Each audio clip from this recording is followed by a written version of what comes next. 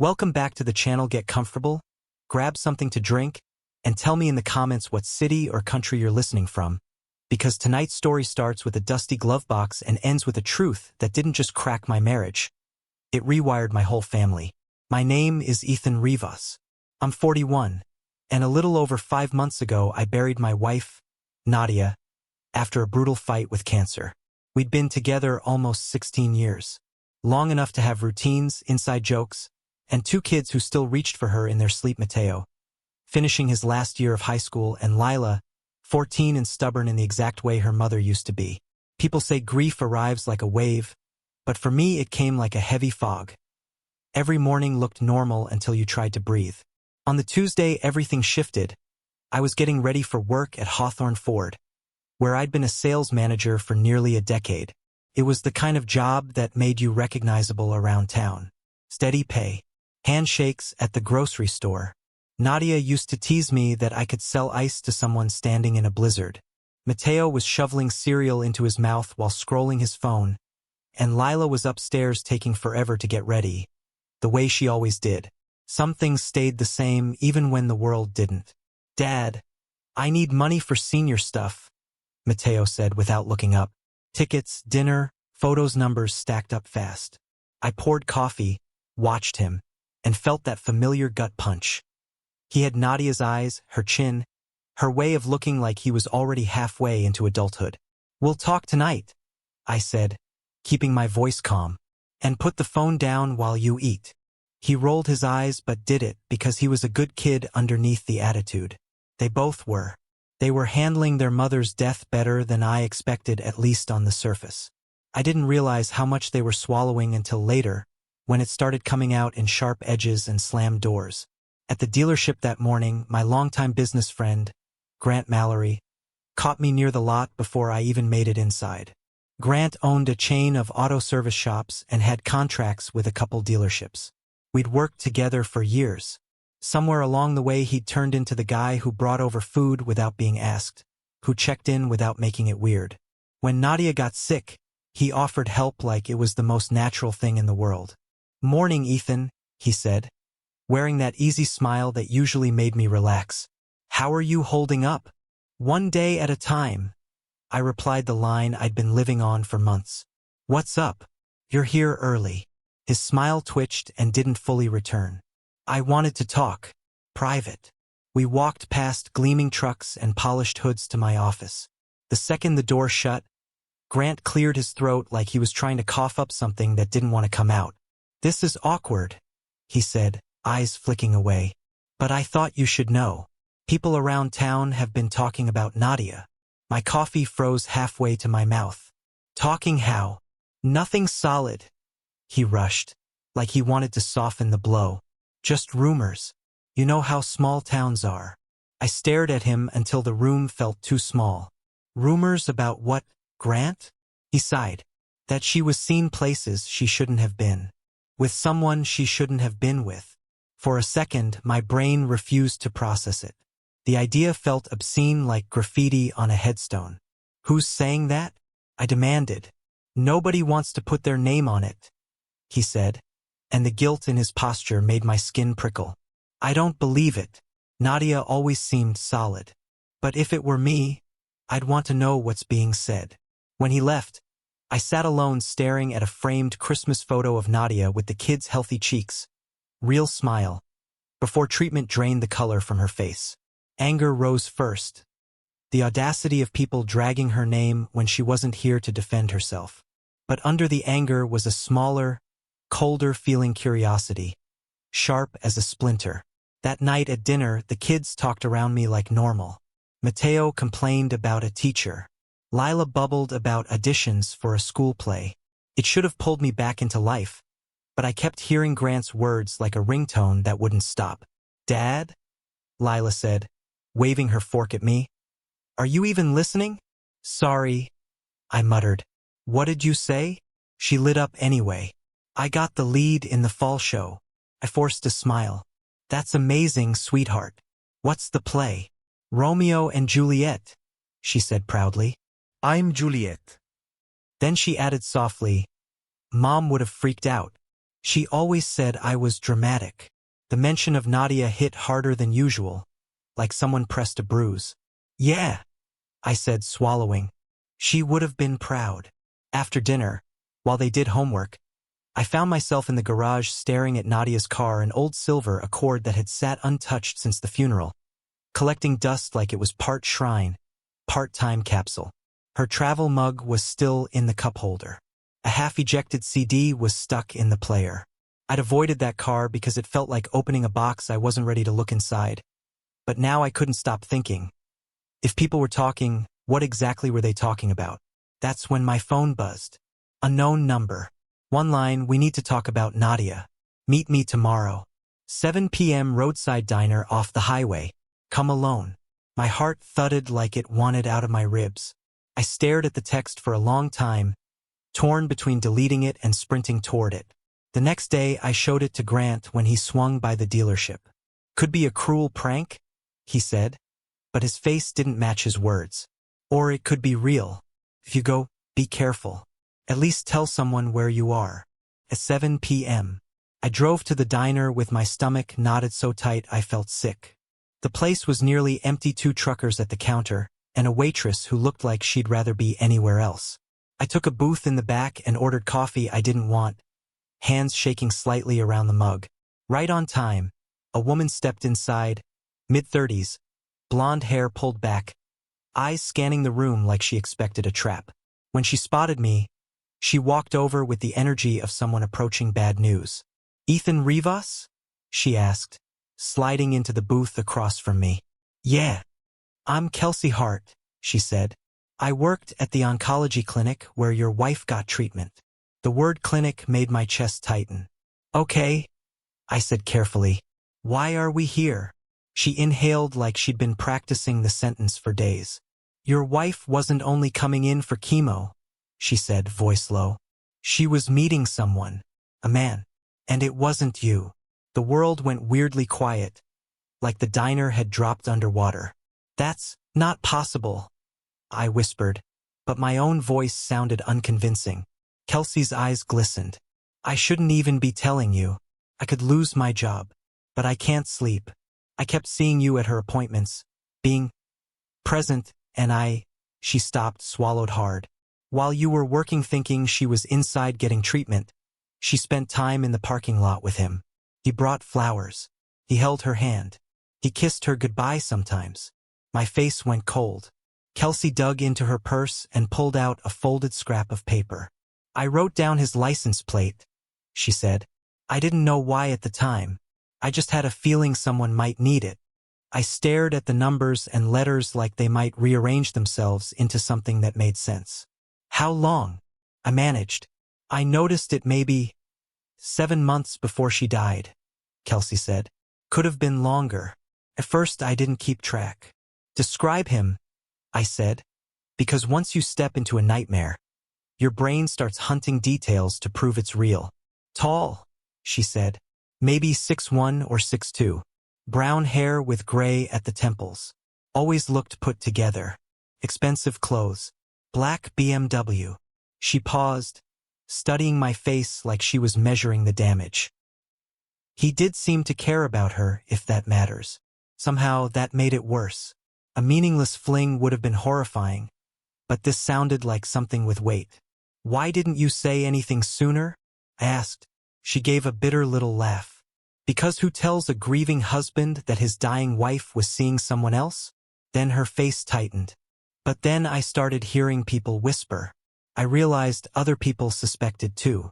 And I couldn't stand the idea that you'd only hear it as gossip. I folded the paper slowly and tucked it into my wallet like it was a blade. The next morning I called an old friend from the DMV, Caleb Rains, someone I'd known since school. He owed me from years ago when I helped him negotiate a car deal no one else could. I need you to run a plate, I told him. He hesitated immediately. Ethan, you know I can't just, my wife died. I cut in. And I just found out she was meeting someone. I need to know who. Silence stretched. Then Caleb sighed like a man losing an argument with his conscience. Give me the number. 20 minutes later, my phone rang. It's registered to Grant Mallory, Caleb said quietly. Address on Maple Ridge, number 318. For a second I couldn't move. Grant, my friend, my business partner, the man who warned me about rumors, the man who stood at Nadia's funeral and hugged me like a brother. I drove to his house and parked down the street, staring at his kitchen window like a spy in my own life. He made coffee, read the paper, looked like a normal man who hadn't detonated someone else's world. Rage built so hot it scared me. When he stepped outside to grab the mail, I got out of my truck. "Morning, Grant," I called, walking up his driveway. He looked up and I saw it instantly, guilt flashing across his face before he could hide it. "Ethan," he said, voice strained, "what are you doing here?" "I think you already know," I said. He swallowed. "We should talk inside. We should talk right here," I snapped, stopping a few feet away. "How long?" His shoulders sagged. He didn't even try to deny it. "Months," he admitted, barely above a whisper. "It started about 8 months before she died." The honesty hit harder than a lie. "While she was fighting cancer," I said, heat rising in my voice. "While I was cutting back hours to take care of her." "Ethan, don't," I warned. "Don't explain it like it's a weather report." Grant's eyes were wet. "She was scared," he said. "She was lonely. And you were trying so hard to be strong for everyone that she felt like she couldn't show you how terrified she really was." My hands clenched. I wanted to swing. I wanted to destroy something.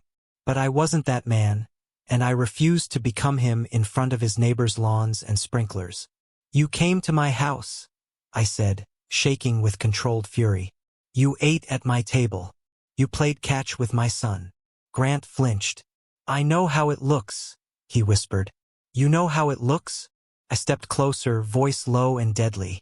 "You shattered my family. You made me question every memory I have of my wife's last months." He looked down like he couldn't bear my eyes. "She loved you," he said. "She never stopped loving you. That should have helped. Didn't. Then she had a funny way of showing it," I said, bitter. Grant's voice cracked. "Cancer changed her. It made her desperate for anything that didn't feel like hospitals and countdowns. I should have walked away. I tried."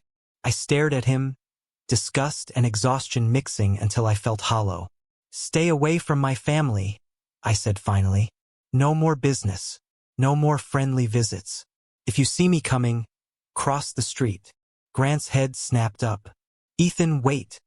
If my kids find out from anyone but me," I continued, "I will make your life miserable in ways you can't imagine."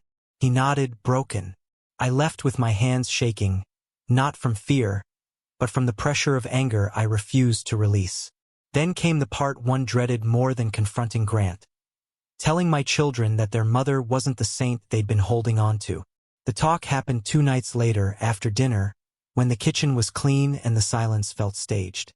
I'd rehearsed sentences in my head for days, but when Mateo and Lila sat at the table looking at me, every prepared word evaporated.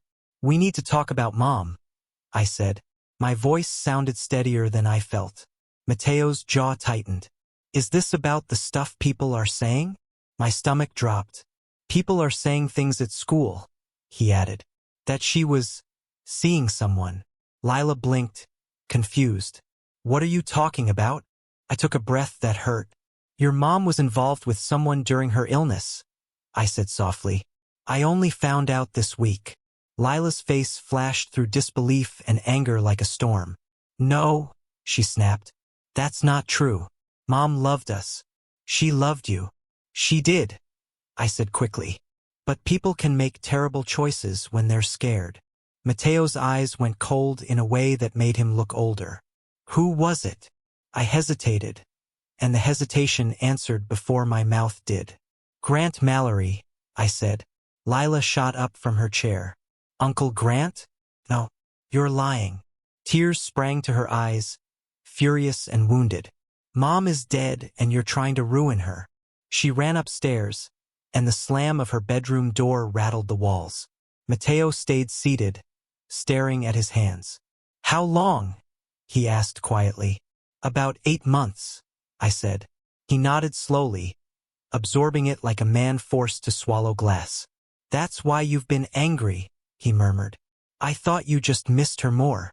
I rubbed my face. I'm sorry, I said. I'm sorry for all of it. He looked up. Does Grant know we know? I told him to stay away, I said. Mateo stood. Good, he said simply, then headed upstairs to check on Lila like he'd suddenly become the older sibling in a different way. When I was alone again, the house felt full of quiet crying I couldn't fix. I thought that was the bottom. Then my phone buzzed. Unknown number again. Your kids deserve more than half-truths. There's more you need to know about Nadia and Grant. Meet me tomorrow at noon. Ridgeview Park. I stared at the screen, nausea rolling through me. More. There was always more. The next day at the park, it was almost empty, an older woman pushing a stroller, a jogger looping the path. I sat on a bench near the playground and waited. At exactly noon, a woman approached in professional clothes with a leather portfolio. She looked familiar in the way hospital faces do. Mr. Rivas, she said gently. I'm Dr. Marin Caldwell. I was your wife's oncologist. My throat tightened. Why are you texting me from unknown numbers? She winced. This is complicated. I didn't want this tied to my office line. She sat beside me, posture careful. Patient confidentiality normally extends beyond death, but there are circumstances where you decide to break it, I said too sharply. She didn't flinch. Where the patient left something behind with explicit instructions, she corrected. Then she opened her portfolio and pulled out a small leather notebook. Your wife kept a journal during treatment, she said. She asked me to keep it. She didn't want it found at home. My hands trembled when I took it. The cover was worn. Her handwriting filled the pages, neat and familiar like a ghost. She wanted you to understand, Dr. Caldwell said softly. Not to excuse what happened, but to see the full picture. I opened to a random entry and read, my vision blurring. The treatments aren't working. Dr. Caldwell thinks I have maybe half a year. I can't tell Ethan. He's trying so hard to stay hopeful. But Grant knows. He sees me as I really am now, not as the woman Ethan needs me to be. I looked up, stunned. She hid her prognosis from me? I whispered, more statement than question. From everyone, Dr. Caldwell said, except Grant. I flipped another page with shaking fingers. Ethan brought yellow roses today. My favorite. He keeps talking about after this, like the cancer is just a bad season we'll get past. I don't have the heart to tell him it's spread. Some truths are too cruel. I closed the journal like it was burning me. Why tell me now? I demanded. Dr. Caldwell's eyes softened. Because your children will grow up believing their mother was just unfaithful, she said. They deserve to know she was also terrified, that she made ugly decisions while trying to protect the people she loved from watching her fall apart. She hesitated, then added, there's one more thing. Nadia asked me to tell you something if you ever learned about Grant. She said loving you was the best decision she ever made, and hiding parts of her truth from you was the worst. I sat on that bench long after Dr. Caldwell left, reading the journal page by page until the sun felt different. Nadia in ink was not the villain my pain had painted. She was complicated, frightened, selfish in moments, loving in others, and running from her own, ending the way people do when they can't stand the look on their loved ones' faces. It didn't erase what she did, but it changed the shape of it. 2 weeks later, I finally worked up the courage to deal with the thing I'd avoided. Cleaning out her car and preparing to sell it. I told myself it was practical. It was also a test of whether I could touch her world without breaking. I opened the glove compartment to gather manuals and old receipts, and something small and black slid forward from underneath the paperwork, a digital voice recorder, the kind lawyers use. My stomach flipped. Her initials were scratched into the side. I sat in the driver's seat, thumb hovering, then pressed play. Nadia's voice filled the car, thin, weak, but determined. If Ethan is hearing this, she said, then Dr. Caldwell gave you my journal. There's more you need to know. My hands shook so hard the recorder rattled. I made Grant promise he'd look out for you and the kids after I'm gone, she continued. Not money, God knows he owes us enough in guilt, but to be there if you needed someone who understood what we lived through. I paused the recording, staring at the dashboard like it might answer for her. Grant, the man I'd exiled, the man who helped destroy us. I pressed play again. The cancer moved faster than I told anyone, she said. By the time you hear this, I'll be gone a while. Grant knew my real timeline. Days, not months. Her words squeezed my chest. Then the tone shifted, and I felt it before I understood it. You also need to know something about Grant, she said. He didn't want the affair to keep going. After the first month, he tried to end it more than once. But I was selfish. My skin went cold. I threatened him, she admitted. I told him I'd tell his wife. I told him I'd ruin him if he walked away, and I made it sound like abandoning a dying woman. I sat frozen, hearing my dead wife confess to blackmail like she was reading the weather. I know what that makes me, she whispered. But I was dying, Ethan. And he was the only person I could be honest with about my terror. The recording went on for minutes, Nadia describing how she clung to Grant, how she used his guilt, how she kept him tethered even when he wanted out. When it ended, I sat in the car in silence so thick it felt like a physical thing. The betrayal I'd been carrying didn't disappear. It multiplied into a different kind of grief for the wife I thought I had, grief for the woman she became when fear swallowed her whole, grief for the fact that everyone got hurt, even Grant. Without thinking, I drove to Grant's house again. He was in his garage, hunched over a motorcycle, hands greasy, like fixing metal could fix people. When he saw me, he straightened fast. Ethan, he said cautiously. We agreed. I found the recorder. I cut in. His face drained. You listened. All of it? I said, and the words tasted like rust. We stood in the garage, two men who'd been enemies, then strangers, now something else entirely. Survivors of the same wreck. She threatened you, I said. Grant nodded once, eyes shiny. She said she'd tell my wife. Destroy my business. Make sure everyone knew I abandoned a cancer patient. He said, voice breaking. Why didn't you tell me when I confronted you? I asked.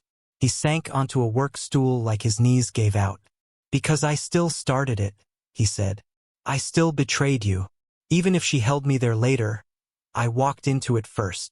I studied him, and for the first time I didn't see only a villain. I saw a man who made a terrible decision and then got trapped in a dying woman's desperation. The kids ask about you sometimes, he admitted quietly. They don't understand why Uncle Grant disappeared. I exhaled slowly. I need help, I said, surprising myself.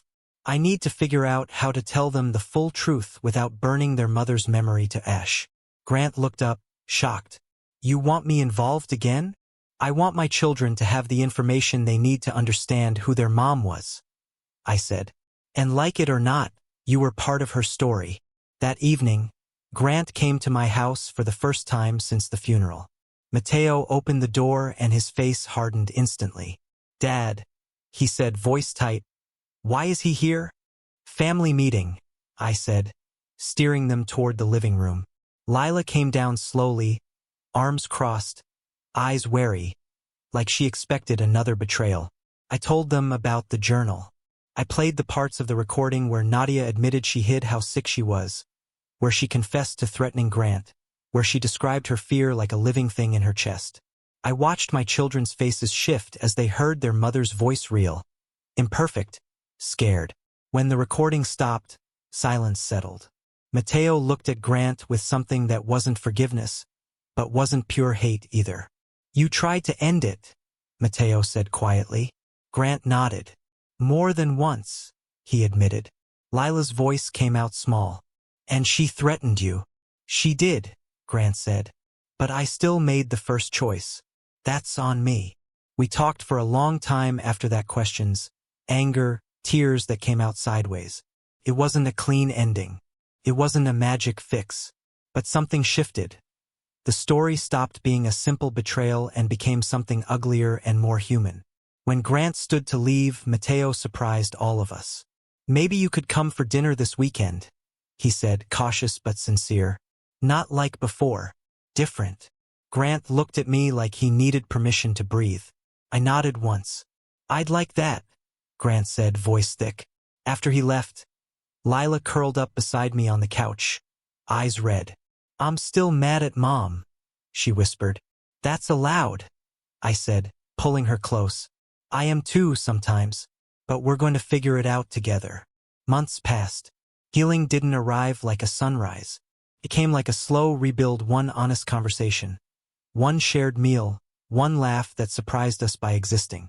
Grant eventually brought 2 recordings Nadia had made for the kids' messages she'd asked him to give them when they turned 18, thinking they'd understand better as adults. Given everything that had exploded, we decided they deserved to hear them sooner, with us there to catch them if they fell. Nadia's message to Mateo was steady but fragile. She told him she couldn't undo her choices, but she wanted him to know fear can make good people do shameful things, and she begged him not to let her failures turn him cynical about love. She told him his father was the best man she ever knew. Nadia's message to Lila was softer, almost motherly in the way that hurts the most. She said Lila would be angry for a long time, and that was fair, but every choice Nadia made, especially the wrong ones, came from a twisted kind of love and panic. She urged Lila to trust me, to be strong, to learn from her mother's collapse without letting it define her future. When my kids finally listened, tears streamed down both their faces. "She sounds so sad," Lila whispered. "She was," I said. Sad, scared, sick. Mateo wiped his eyes with his sleeve, swallowing hard. "I forgive her," he said, voice rough. "I don't get it, but I forgive her." Lila nodded. "Me too." Then she hesitated. "What about Grant?" The two of them exchanged one of those sibling looks that says a whole conversation without words. Finally, Lila sighed. "He can come for Christmas dinner," she said. "But he has to bring dessert, and it better be good." It hit me so unexpectedly I laughed, an actual laugh from deep in my chest. The first one in what felt like forever. "I'll let him know the dessert rule," I said, wiping my eyes. Life kept moving. Mateo started working part-time at the dealership and had a gift for talking to people the way Nadia did, like they mattered. Lila leaned into theater and found a place where big emotions weren't a problem. They were the point. Grant became present again, but not the way he used to be. There was no easy, carefree friendship anymore. There was honesty, boundaries, and the shared responsibility of helping 2 kids grow up without being poisoned by secrets. I started dating again too, slowly, carefully, a woman named Brooke who worked at a local bank and knew me as I was now, not as the man I used to be with Nadia. One night, locking up the dealership, I caught myself thinking of Nadia with something closer to peace than rage. She hurt us. She manipulated people. She lied. She also loved us in a flawed, desperate, human way, and her fear turned her into someone she didn't recognize. That doesn't excuse anything, but it explains why the truth felt like it had sharp edges. On my drive home, my phone rang and Lila answered. "Hi, Dad," she said. "How was work?" "Good," I told her. "Really good. I'll be home in 20. Uncle Grant is here," she added. "We're making tacos. Save you some." I smiled despite myself. "Save me extra," I said. "And Lila, I love you." "Love you too, Dad," she replied, and it sounded steadier than it had in months. As I turned onto our street, it hit me. Nadia's betrayal didn't erase our family. Changed us, tested us, forced us to rebuild with fewer illusions and more truth. We were still here, still loving each other, still moving forward. And sometimes that's the only victory you get, and it's enough. If this story hit you in the chest, don't forget to like the video, subscribe for more true-style storytelling, and drop a comment telling me where you're listening from, and whether you think knowing the full truth makes forgiveness easier or harder.